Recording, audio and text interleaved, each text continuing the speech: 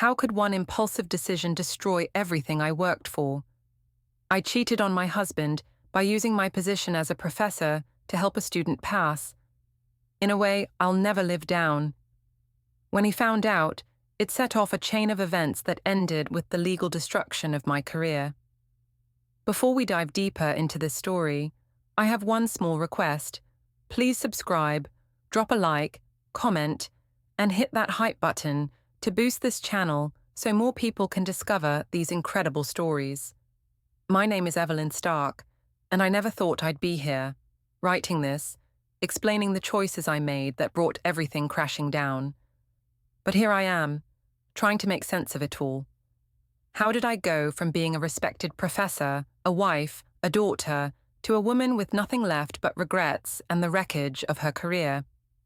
It all started in the quiet moments of my marriage to Henry. From the outside, we looked perfect. A young couple, settled into a life that most people envied, good jobs, a nice home, and no real problems. But appearances can be deceiving. Behind the picture-perfect facade, we were both growing distant. I could feel it every time I walked into the house after a long day of lecturing, only to find Henry already absorbed in his work or zoning out in front of the TV. He was always tired, always busy. And I was overwhelmed. Overwhelmed by work, by the constant demands of being a wife, a professor, and just a woman trying to stay afloat in a world that felt like it was slowly closing in on me. The truth is, I was lonely. I never thought I'd admit it, even to myself, but I was. And the more Henry retreated into his own world, the more I found myself craving attention, validation, anything to remind me that I still mattered. That's when Chris Matthews came into the picture. Chris was a student of mine, a brilliant but troubled kid. I saw potential in him from the first day of class. He was smart, charming, and ambitious, but he struggled. His grades were slipping, and his final exam was coming up. I tried to help him, as I always did with my students. But as the weeks went by, I could see he wasn't just struggling with the material, he was struggling with something deeper. He was lost, disoriented, and, in many ways, so was I. One afternoon, after class, Chris stayed behind to talk. He asked for extra credit, for any way to salvage his grade. I was exhausted that day, tired of pretending everything was fine, tired of holding it all together, and I could see the desperation in his eyes. I felt an unexpected connection to him. I felt like he was looking at me the way Henry used to, with that look of admiration, of need. It made something inside me stir, something I hadn't felt in a long time. I knew it was wrong, but in that moment, I didn't care. I offered to help him. I told him I could help him pass the exam, but only if he agreed to a special arrangement. I don't know what possessed me to say that, but I did. The words came out before I could stop them, and before I knew it, I was making a deal with him. I offered to help him in exchange for something I would never have even considered before, something that now feels like a betrayal of everything I believed in. But at the time, it felt like a solution to my loneliness, to my frustrations. It felt like a way to take control of something in my life. Chris hesitated, of course, but eventually he agreed. I told myself it was harmless, that I was doing this for him, that I was helping him in a way that wouldn't hurt anyone. I told myself that I wasn't really cheating, that it wasn't a big deal. After all, Henry was too distracted to notice, and I had convinced myself that what I was doing was justified. Chris needed help, and I needed attention. It was a perfect, albeit twisted, arrangement. The next few weeks were a blur. I saw Chris outside of class more frequently, our meetings becoming more intense, more personal. We studied together, went over exam materials, and then, somewhere along the way, we crossed a line. It wasn't planned. It just happened. One night, after a particularly late study session, I let him kiss me. It wasn't supposed to happen, but it did. And once it did, I couldn't stop it. I told myself it was just a momentary lapse, that it didn't mean anything. It was just a kiss after all, right? But deep down, I knew it was more. And when he kissed me again the next week, I didn't stop him. Looking back, I can see now how much I was fooling myself.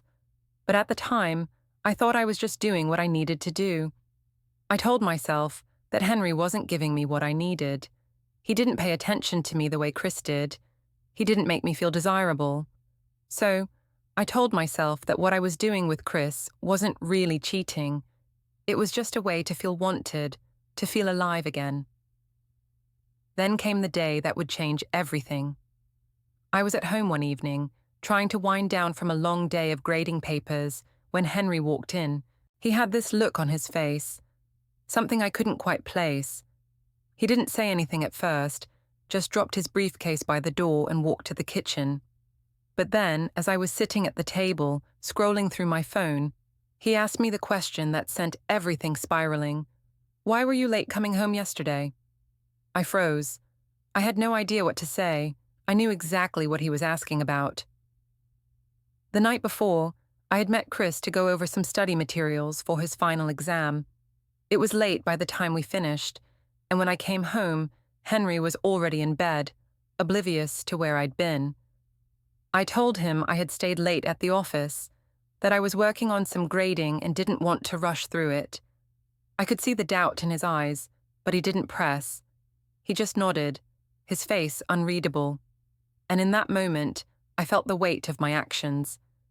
I could lie and get away with it, or I could tell him the truth and risk losing everything. But I didn't have the courage to tell him the truth, so I lied. The lies began to pile up from that point on. I told myself it wasn't a big deal. Henry was so busy with work, and I was just doing my job. But deep down, I knew I was digging myself deeper into a hole. I convinced myself that it was harmless, that nothing was going to happen. But as much as I tried to bury it, I couldn't escape the feeling that everything I was doing was wrong. I just couldn't stop. And eventually, Henry started to notice. It wasn't until the day he confronted me about a text message he had seen on my phone, one that Chris had sent asking me if I was free that night, that I realized how much trouble I was in. He didn't yell. He didn't throw things. He didn't even look angry. He just asked me one simple question. "What's going on between you and him?" And that's when everything fell apart. I tried to keep calm, but inside, everything was unraveling.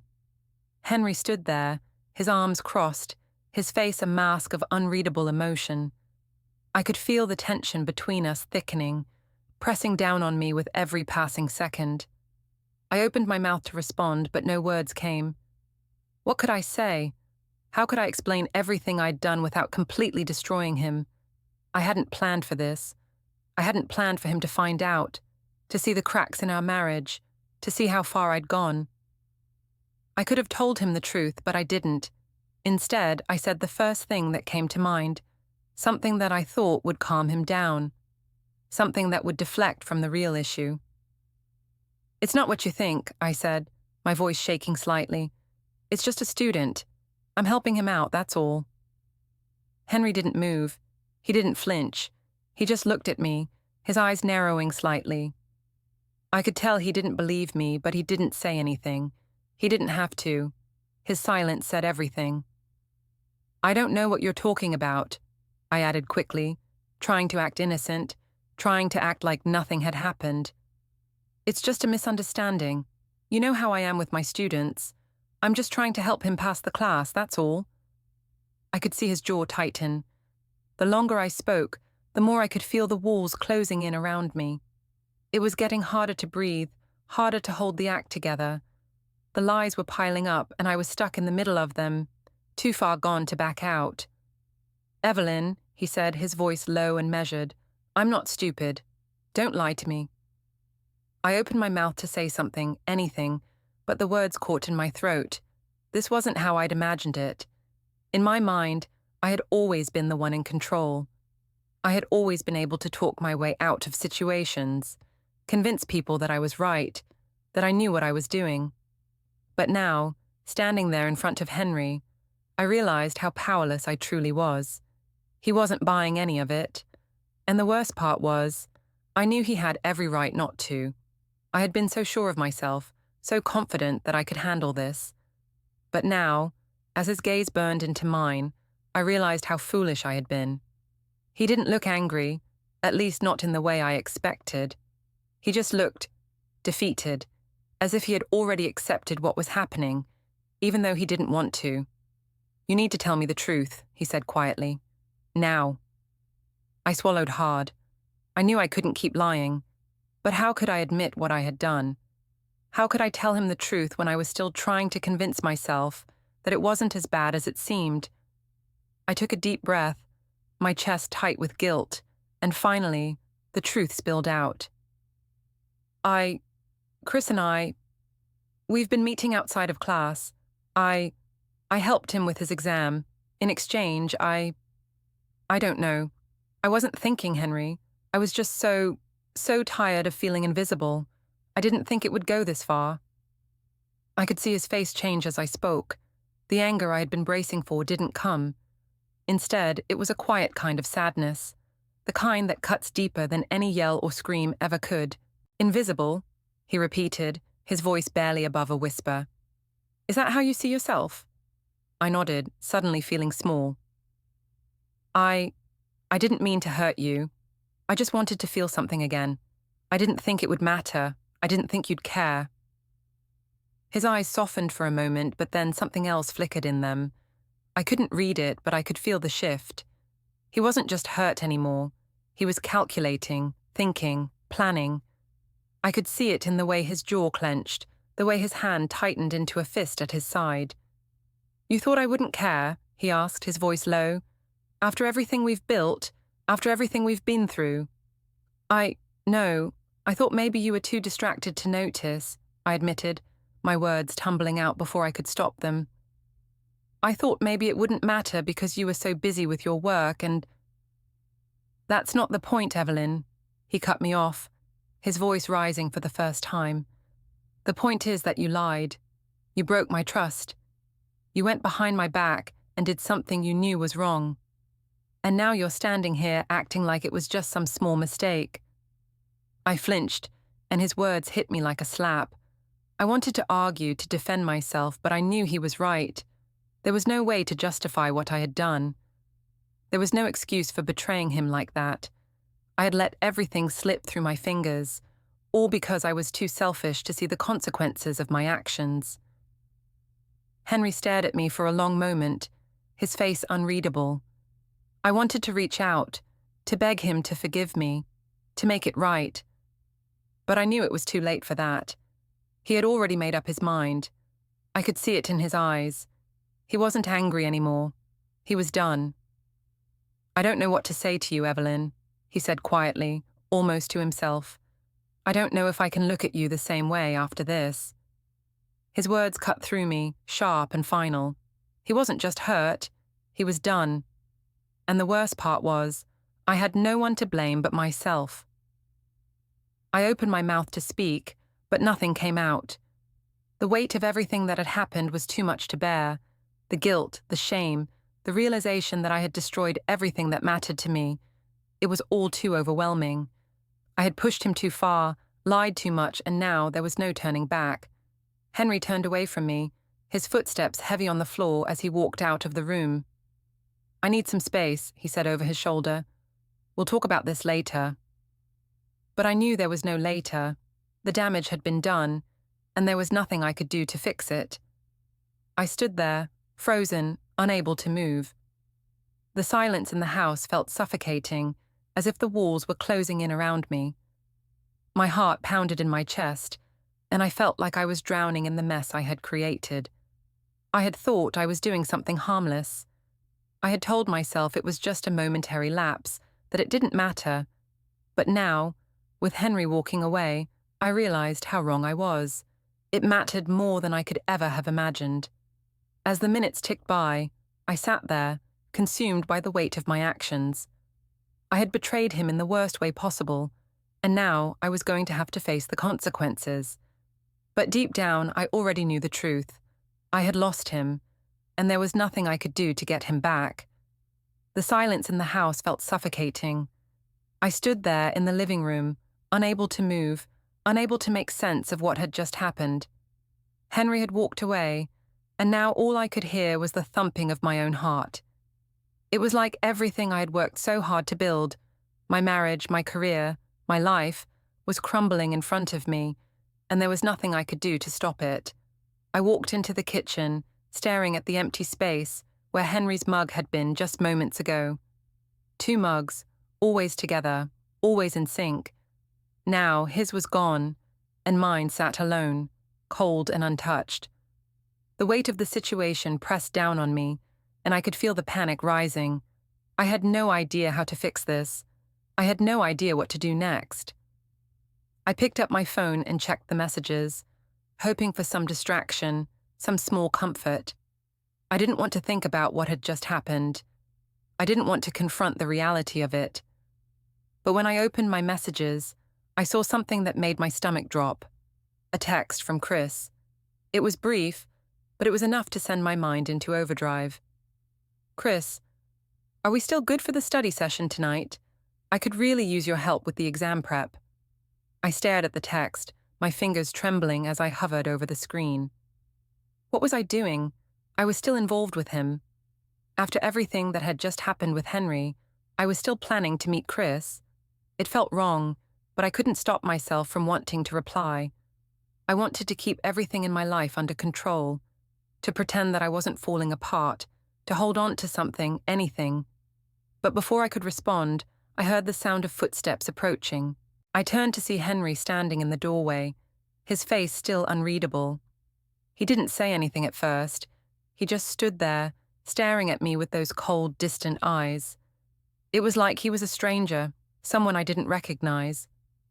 I opened my mouth to speak, but no words came out. I had no idea what to say.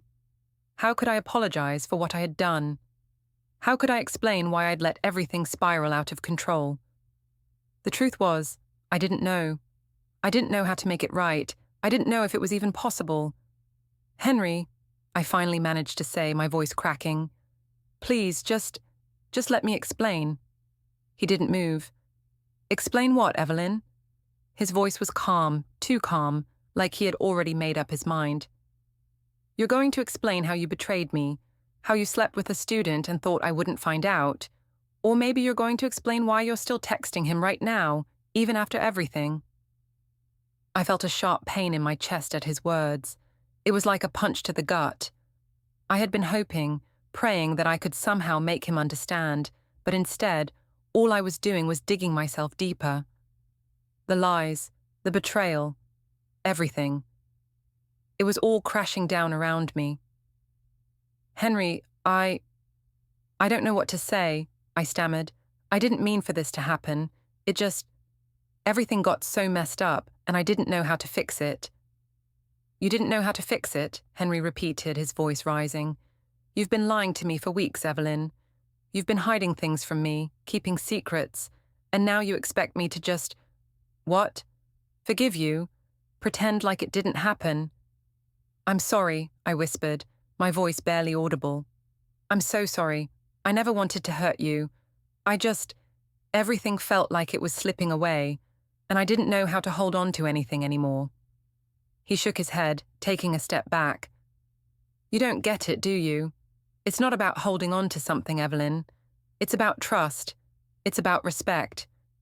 You've destroyed both of those, and now you're standing here acting like you can fix it with a few words.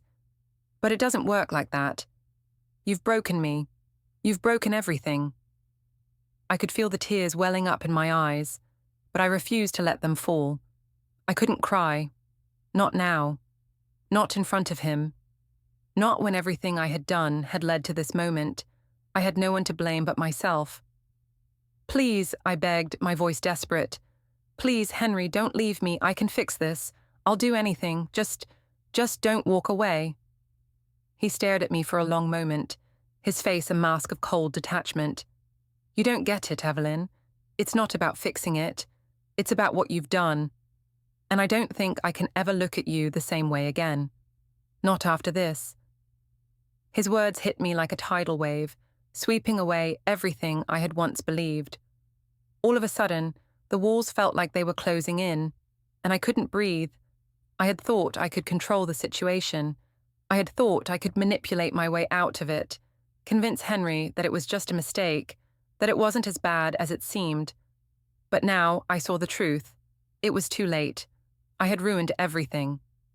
"Henry, please," I said, my voice breaking. I need you. I can't lose you." But he was already walking away. "I'm done, Evelyn," he said, his voice barely a whisper. "You've made your choices, and now I have to make mine." I stood there, frozen, watching him disappear into the hallway. I wanted to run after him, to beg him to stay, to tell him that I was sorry. But I knew it wouldn't make a difference. He had already made up his mind. He was done, and I had no one to blame but myself. I sank to the floor, my back against the wall, and for the first time in weeks, I let the tears fall. I had ruined everything. My marriage, my career, my life. I had been so consumed with my own selfish needs that I had lost sight of what truly mattered. And now, it was too late to fix it. The next few days passed in a haze. I felt like I was moving through life on autopilot, unable to stop the momentum of everything falling apart around me. Henry barely spoke to me. When he did, his words were cold, distant, almost like he was talking to a stranger. He had pulled away completely, emotionally and physically, and it was clear he was already making decisions I wasn't ready to face. He was done, and I could feel it in every interaction, in every silence that hung between us. I tried to keep things as normal as possible, at least when other people were around. I went to work, I taught my classes, I met with students. But inside, I was falling apart. I couldn't concentrate. My mind kept racing back to the confrontation with Henry. I kept replaying his words in my head over and over again. "You've broken me. You've broken everything." It was like the weight of my choices was crushing me. I couldn't get away from the guilt, the shame. It was suffocating, and every time I tried to make sense of it, I found myself deeper in the mess I had created. At work, everything felt different too. The students still smiled at me, asked questions about the syllabus, and nodded politely during lectures, but I could sense the distance. There were whispers in the hallways, glances exchanged when I walked by. I hadn't done anything publicly yet, but I knew it was only a matter of time before the rumors would catch up with me. I couldn't stop the inevitable. Everyone would eventually find out what I had done. The thought of it made my stomach twist. I tried to keep myself busy, burying myself in work. The more I worked, the less time I had to think about Henry, the less time I had to confront the reality of what I had done. But every time I picked up my phone, there was a reminder of the mess I was in. The text messages from Chris, the constant reminders of my mistakes. They were my only escape, my only distraction, but they only made everything worse. One afternoon, as I was leaving the university, I saw a familiar face. It was Rachel, my mother, standing by the entrance, waiting for me. Her face looked concerned, but there was something else in her eyes, something that made me nervous. She was the last person I wanted to talk to about this. She always defended me, even when I didn't deserve it. But I knew she wasn't blind to the situation. She had to have noticed the tension between Henry and me. "Evelyn," she said softly, walking up to me, "we need to talk." I nodded, my heart sinking. I knew exactly what she wanted to say. She was going to tell me everything would be okay, that Henry would come around, that I just needed to be patient. But I knew that wasn't true. Henry wasn't coming around. He was already slipping away, and no amount of patience was going to change that. We walked to the car in silence. When we were finally inside, Rachel turned to me, her expression serious. "What happened, Evelyn? What did you do?" I opened my mouth to say something, but the words wouldn't come. I had been trying to keep everything together, trying to convince myself that I could fix it, but now, in the face of my mother's disappointment, the truth was too much to bear. I made a mistake," I whispered, my voice cracking. "A huge mistake." Rachel reached over and took my hand. "I know you're struggling, But I need you to be honest with me. What happened with Henry? Why is he so distant? Why have I been hearing rumors about you and a student? I closed my eyes, my chest tight with guilt. It's true, Mom. I slept with one of my students. Chris. I helped him pass his exam in exchange for something I shouldn't have. Rachel's grip on my hand tightened, but she didn't say anything at first. I could feel her staring at me, searching for an explanation, for something to make sense of what I had done. But there was no justification. There was no excuse for what I had done. I didn't mean for it to happen, I said, my voice barely above a whisper. I was so lonely. And Henry, he wasn't there. He didn't see me. He didn't pay attention to me. I thought I could handle it, that it would just be a one-time thing. But then it became something else. And now everything's ruined. Rachel sat back in her seat, staring ahead as if processing what I had just said. Evelyn, this is serious. You've ruined your marriage, your career, everything. You can't just keep going like this. I know, I whispered, my throat tight. I didn't think it would go this far. I didn't think Henry would find out. I didn't think anyone would find out. Of course they'll find out, Rachel said softly, but her voice had a sharp edge to it now. You can't hide something like this, and you need to start facing the consequences before it's too late. The weight of her words hit me like a ton of bricks. I had been trying to avoid the reality of the situation, hoping somehow that things would work themselves out, that Henry would forgive me. But I had been lying to myself. The consequences of my actions were already here, and there was no way to avoid them anymore. I don't know how to fix this, I said, my voice breaking. I don't know if I can. Henry, he won't even look at me anymore. He's already made up his mind. Rachel was silent for a moment, and I thought she might say something comforting, something to reassure me that everything would be okay. But instead, she said, You have to take responsibility for what you've done, Evelyn. You can't expect anyone to fix it for you. You've broken his trust, and now you have to face the reality of that. I nodded, tears welling up in my eyes. I don't know what to do anymore. I've lost everything. Rachel didn't say anything else. She just reached over and gave my hand one final squeeze before starting the car and driving us home. The drive back to our house felt like the longest ride of my life. I knew what was waiting for me when I got home. I knew that Henry wouldn't be there, that he had already started the process of detaching from me. And I knew that no matter how hard I tried, I couldn't fix it. What I had done was unforgivable. I had crossed a line, and now everything was falling apart. When we arrived at the house, I walked in slowly, my feet heavy, each step feeling like it was dragging me deeper into the consequences of my actions. Henry's things were still in the house, but I could feel his absence in every room. He wasn't here. He wasn't coming back. And I was left to face the reality of what I had done. The following days felt like a blur of tension and silence. The house, once filled with the rhythm of our routine, now felt cold and empty. Henry's presence was everywhere, yet he was nowhere. His clothes still hung in the closet, his mug still sat on the kitchen counter, but he wasn't there to use them. Every inch of the house seemed to remind me of my failure, of what I had lost, and what I was slowly being forced to let go of. It was like living in a shell of the life we had built together, and I was just walking through the motions, waiting for it to be over. I tried to reach out to him, but he wasn't answering my calls. His texts were short, to the point, and filled with nothing but formalities. The man who had once been my partner, my confidant, now seemed like a stranger I had betrayed in the most unforgivable way.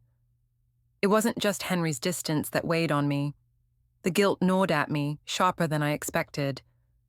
I had been so consumed by my own needs, my own loneliness, that I hadn't even realized what I was doing to him. And now, every time I tried to move past it, I found myself drowning in the consequences. I went to work, trying to keep up appearances. I was still a professor. I still had my students, I still had the same responsibilities, but each lecture felt like a performance. I stood in front of the classroom, speaking to my students, but my mind was somewhere else. I couldn't concentrate on the material. I couldn't focus on anything but the disaster I had made of my life. The whispers around the university started. People looked at me differently, whispered behind my back. I couldn't blame them. I had brought this on myself. I had no one to blame but me. It was the day I was called into the dean's office that I knew everything was falling apart. I had tried to keep things quiet, to keep my personal life out of the public eye, but it seemed that no matter how hard I tried, the truth was coming to light. The whispers were becoming louder, and soon I'd have to face the consequences, not just at home, but at work too. When I stepped into the dean's office, I could feel the weight of the conversation pressing down on me. Dean Mitchell's expression was stern, his eyes scanning me as I took a seat. There was no small talk, no pleasantries. He went straight to the point. "Evelyn," he began, his voice low and controlled, "there have been some serious concerns raised about your conduct, both inside and outside of the classroom. We've received multiple complaints about your relationship with one of your students." I froze. The walls felt like they were closing in. The room suddenly felt smaller, suffocating. I wanted to speak, to defend myself, to explain, but I couldn't find the words. I just sat there, staring at Dean Mitchell, my heart pounding in my chest. "I've always held our institution to high ethical standards, and I'm sure you understand the severity of the situation," he continued, his voice never wavering. "We can't allow these kinds of allegations to go unaddressed." I never intended for it to get this far," I stammered, my voice shaky. "It was a mistake. I made a terrible mistake." Dean Mitchell leaned back in his chair, his gaze never leaving me. "A mistake, yes. But the problem, Evelyn, is that you've put the university's reputation at risk. More importantly, you've violated the trust of your colleagues, your students, and, most significantly, your family." His words hit me like a punch to the gut. I had been so focused on trying to salvage my relationship with Henry, trying to fix things, that I had lost sight of everything else. The university, my students, and even my career were collateral damage in my own selfish quest to feel wanted, to feel alive. "I don't know what to say," I whispered. "I'm so sorry. I never wanted to hurt anyone. I was lonely, and I didn't think it would matter." Dean Mitchell nodded slowly, as if weighing my words. "Evelyn, we can't ignore the gravity of this. I've spoken with HR, and we will be conducting a formal review of your actions. You will need to take time off while we assess the situation." I could feel the ground beneath me shift. Time off? It wasn't just a reprimand. It was a warning. It was a sign that my career at this institution might be over. The thought of losing my job, of being publicly exposed for what I had done, was terrifying. I had worked so hard to get here, to build a reputation as a respected professor. And now, it felt like all of it was slipping through my fingers. Dean Mitchell continued, his tone firm but not unkind. "We will need to suspend your classes temporarily, and I would strongly suggest you seek counseling. You've made a serious mistake, and it will take time to rebuild the trust you've lost." I nodded, though I didn't know if I could ever rebuild that trust. How could I? How could I face my students, my colleagues, my husband, after everything I had done? The meeting ended shortly after that. I walked out of the dean's office feeling like I had been hit by a freight train. I was suspended, my career was on the line, and there was nothing I could do to undo what had already been done. As I walked back to my office, I couldn't help but wonder what Henry would say when he found out. He would find out, of course. The university's disciplinary actions would be public. There would be no hiding from it, and I didn't know if I could face him when it all came out. I spent the rest of the day in a haze, not really focusing on anything. I tried to reach Henry again, but he didn't answer. His silence was worse than any argument. It was like he had already made his decision, and there was nothing I could do to change it. That evening, I came home to an empty house. Henry's things were still there, his scent still lingering in the air, but he was gone. I couldn't even tell if he had come home during the day. There were no signs of him. I sat down on the couch, feeling the weight of the silence pressing in on me. I had lost everything. My marriage, my career, my sense of self. It all seemed to be slipping through my fingers, and I was powerless to stop it. I glanced at my phone again, hoping for some sign, some message from Henry, but there was nothing, just more silence. And in that silence, I realized the extent of what I had done, the damage I had caused, and I wondered if I would ever be able to recover from it, if there was even a chance at redemption. But deep down, I knew the truth. This wasn't just about fixing my marriage or saving my job. This was about facing the consequences of my actions, no matter how hard it was. And for the first time, I understood that some things can never be fixed. Some mistakes can never be undone. And this one was mine to live with. The email came on a Tuesday morning. I was still in my robe, sitting at the kitchen table with a cold cup of coffee, staring at nothing. My phone buzzed. At first I thought it might be Henry, finally answering one of my messages. For a second I even let myself hope. It was not Henry, it was a message from the university. The subject line said there would be an emergency faculty review meeting and that my presence was required. They listed a time, a room number, in the administration building, and added that HR would be present. The words looked heavy on the screen. My first thought was that maybe they wanted to hear my side. Dean Mitchell had seemed cold, but not cruel.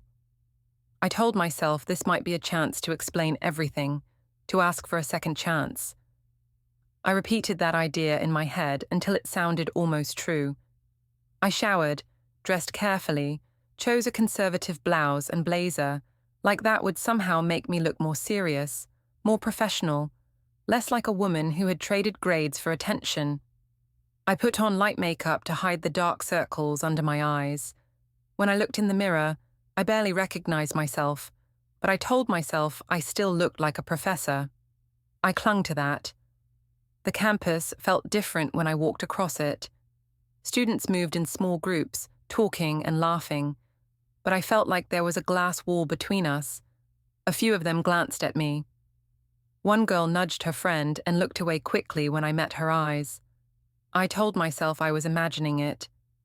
The administration building lobby was bright and too quiet. The receptionist told me they were expecting me and pointed me toward a conference room down the hall. My stomach twisted when I saw the door. It was half open. I could hear low voices inside. When I stepped into the room, I froze. Dean Mitchell sat at the head of the table. Beside him was a woman from HR I had seen once in a workshop, her tablet open and ready. 2 other faculty members were there, people from the ethics committee, and at the end of the table, sitting straight-backed with a folder in front of him, was Henry. For a second, I thought I was hallucinating.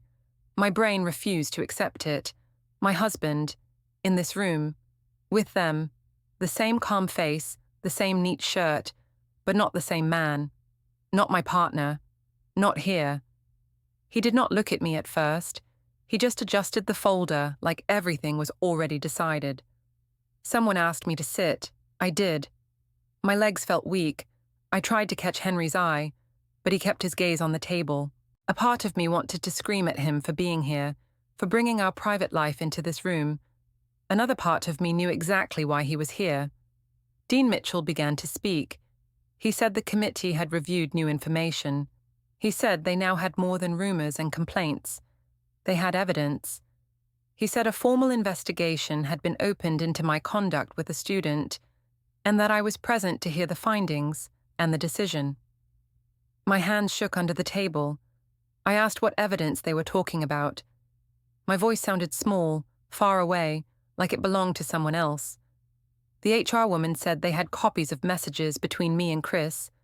She said there were timestamps, locations, suggestive language about exams and special help. She said there were also hotel receipts, email records of schedule changes, and a written statement from the student himself. Then she said they had a separate folder of information from my spouse. Only then did Henry look up. He still did not look angry. He looked tired, calm, like a man who had already grieved and moved on to whatever came next. He said he had brought them what he had found on my phone, on the shared laptop, on the home Wi-Fi logs. He said he had done it because he believed students deserved a fair teacher, and because he refused to be silent while I used my position that way. Every word was like a nail in a coffin, and I was the one inside. I wanted to shout that he was betraying me, that he was supposed to protect me, not hand me over.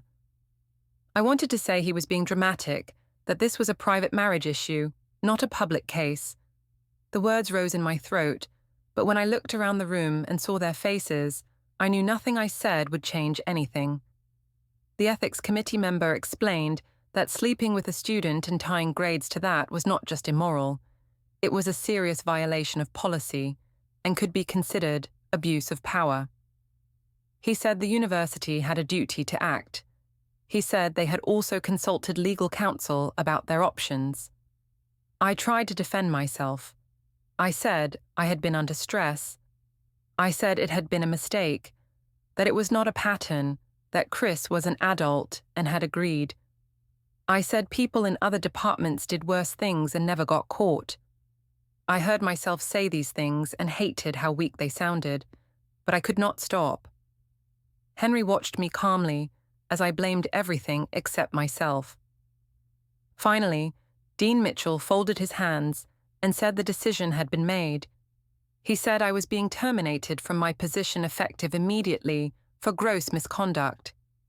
He said I would not be eligible for rehire and that the university would be reporting the findings to the state board and to any future institutions that requested a reference. He said campus security would escort me to my office to collect personal items only. The word terminated hung in the air. It did not feel real. I had spent years building this career, and now it was ending in one short speech.